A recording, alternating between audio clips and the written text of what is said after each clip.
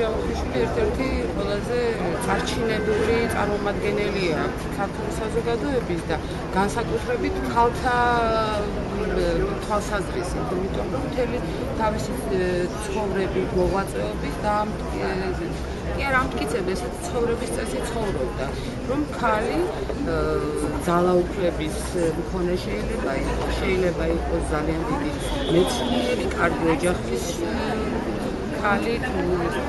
ეს არანაირად არ უშლიდა ხელს ერთმანეთისაგან, იმიტომ რომ ყველგან იყო პირველი. აი პირველი იყო და ჩემთვის მაგალითიც იყო მისი ცხოვრება. 82 წლის მისი მოწაფე ემშვიდობება დღეს ნინო ჯავახიშვილს. 55 წელიწადი ვიყავი მის გვერდით მორფოლოგიის სამსახურში. ნინო ჯავახიშვილი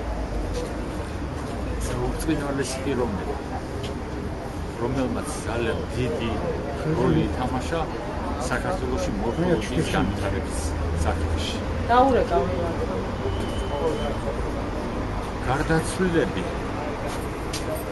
შეიძლება ჩავთვალოთ არ გარდაცვლილებად, თუ ჩვენ ცოცხლები მას მოვიგონებთ ყოველ ჩვენი სიცოცხლის განმავლობაში. უმროსმა თქვა, რომ გარდაცვლილები ცოცხლების საშუალებით ცოცხლობენ. ჩვენ ახალგაზრდობიდან ვიკვირდებოდით ალბათ ნინოს ბრწყინვალე იდეები. ყველაფერი ის, რაც ჩვენ გვიყვარდა ალბათ ნინოში, რითიც ვიყავით აღფრთოვანებული, ყველაფერი ეს დარჩა.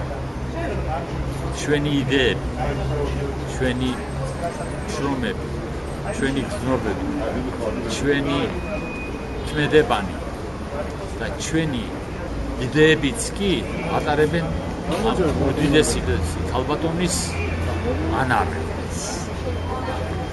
ჩვენ მოსწრენი ვართ მისი ბრწყინვალე სიცოცხლის. სოკრატე გარდაიცვალა, მაგრამ ის ცოცხალია პლატონში. ნინო ჯავახიშვილი გარდაიცვალა, მაგრამ ის ცოცხალია ჩვენში.